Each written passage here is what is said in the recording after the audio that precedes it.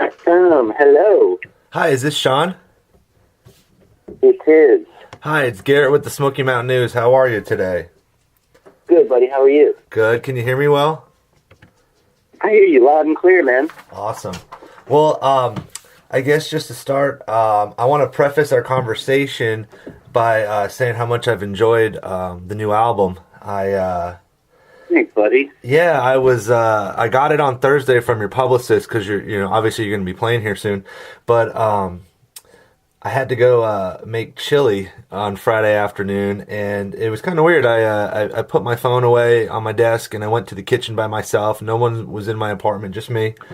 And I'm sitting there, chopping vegetables and getting things going. And I was there for about 2 or 3 hours, and before I knew it, I had listened to your album 4 times. That's amazing. Well, cooking can be quite meditative, as can listening to music, and it's also a short record. Well, it's So one of the, well, as you're saying, like it was the first time in a long time I felt pretty like light in the terms of like just the heaviness of this year. Yeah. I feel like the album, especially just the first song, life is confusing, people are insane. That was the first thing that kind of struck me when I was cooking. I was like, holy shit. Yeah. I feel that. You feel it because it's true. I feel it because it's true. But there is hope in the fact that life is confusing and people are insane. I think we've all already we're aware of that. This year has certainly brought that to the forefront of most of our minds and consciousnesses. Yeah. Yeah, buddy. I mean, it's been a while. It's been a wild one. Time is I think maybe because of the way that I live my life and just on the road all the time. Time doesn't exist to me in the way that it would if I worked a different type of job, I suppose. So when a year comes to an end, I rarely put that much importance on it, if that makes sense. Yeah. Or it doesn't register as deeply. Yeah. And this year, it's like I'm so looking forward to it, and I'm so I'm feeling it around me, and I'm hoping that it's a time. And it's not just if you vote Democrat or Republican or purely like a political thing, more than it is an energetic, dare I say, spiritual thing that people become a little disgusted. Yeah.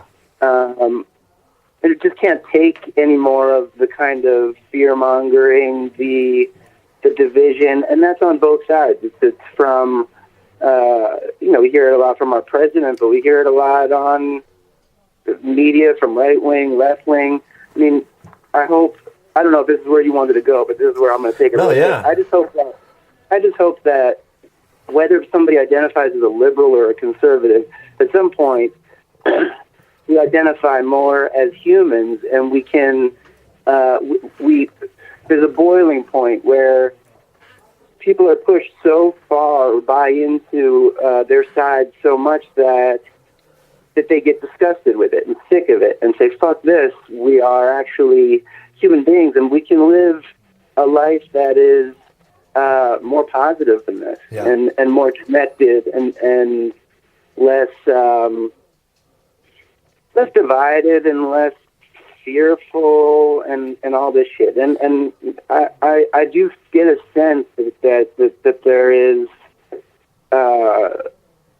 there's more nastiness ahead of us, as there always has been and there always will be, but Yeah. that there is real hope for this next year and then going forward. What do you think about the adage, nothing's the same, everything's the same, when applied to where we are today? I think that everything is the same in ways. I don't think that this is brand new. I think it looks a little bit different. I talked to my grandmother, who's almost 90 years old. She's been through a lot. She's seen a lot, and she's told me that she's never seen anything quite like what we've got going on right now. But, there will be the non-optimistic part of myself is like people live and they learn and then they forget. Yeah. And then the same shit happens again. And then you live and it's like take a step forward, 2 steps back. But the optimistic positive side is that that this, talking about walls and building walls, that this will break down some of those walls and barriers, I hope, where people that, root for one team can look the people in the eye that root for the other team and see if there are more commonalities than there are things that are just being so shoved down our throats. Yeah. And I choose not to believe it. I don't own the television. I haven't for years. I don't say that to sound one way or another way. It's just I live on the road, and I haven't put a television in my house for a long time. Yeah. But I would watch TV a lot in hotels, and I would flip between CNN, MSNBC, and Fox News, curious, just to get the different takes of what the mainstream news is saying on both sides. And it's become so painful, all of it, that I don't know that I ever in my lifetime, in my adult lifetime, identified. I mean, I was psyched when Obama got elected, but that I ever identified wholly with any political side, and I don't know that anybody does, or that most people do. Yeah. But I just wonder if it's becoming so almost nonsensical that a lot of people that don't just firmly believe or fit one side or another side are going to want something better for more, and maybe not look toward these politicians or to some quote unquote leaders for the answers. Yeah.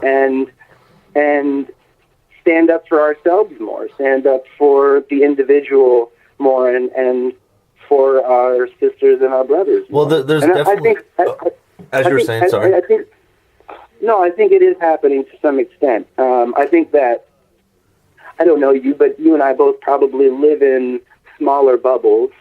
We all do, but I do think that is happening more, and people are opening their eyes a little bit more than they were previously. Well, your music definitely has has a camaraderie, inclusive nature to it. I really feel that with this album. Well, I'm trying to figure out for myself. I don't see the benefit unless somebody is just like a racist, homophobic shithead. I don't, and that's my opinion, that person would be a shithead. That everybody else has beauty and redeeming qualities, and even maybe those people do. I don't know, but that to point fingers, to push each other further apart isn't the way to do it. So it's like somebody doesn't need to agree with me. I don't care anymore. People don't have. I don't have to agree with them. They don't have to agree with me. But there is nothing to be gained by dividing further. Yeah. And so in my music, in my life, in my hour and a half, 2 hours on stage at night, number one, I don't want to get up and talk about politics. I'm there to sing, but I also do believe musicians and artists absolutely have a right and almost a duty to not stay quiet about how they feel about what's going on around us. I mean, that notion is insane. Well, I was yeah. Well, no, yeah, I was just interviewing Margot Price, and she had said, you don't. I guess pretty much what she was alluding to was that you don't necessarily need to say something specifically on stage, because if you have it between the lines of the song, then that's the cleverness of the nature of the song. And that I'm all about that, and I'm all about having it in the song, or if you are to speak in between songs, for me personally, to speak how I feel and from my heart, and in a way that isn't I'm right and you're wrong, or fuck you guys, or, I mean, it tends to be a lot of, like, probably liberal-minded people in most of our audiences, depending on the act, but in most of our audiences anyway. So I'm not interested in wasting anybody's time with preaching to the choir either. It's just, if you feel some love or connectivity in the room that night, how do we take it out of the venue? How do we take it out of the theater, the little rock and roll bar, and take it out on the street? And as I write in the record, I don't believe that's hippie shit. I think it's ancient shit, and I believe deeply in energy and in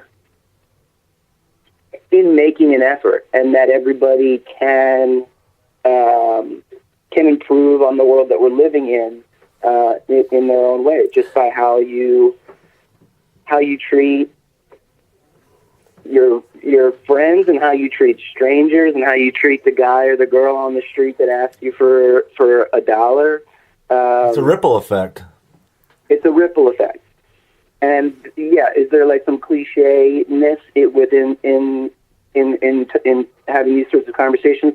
There are, but I'd much rather be talking about it, focusing on it, singing about it, than ignoring that it's very prevalent in our world. And it's not just in American society; it's all over the world. Yeah. So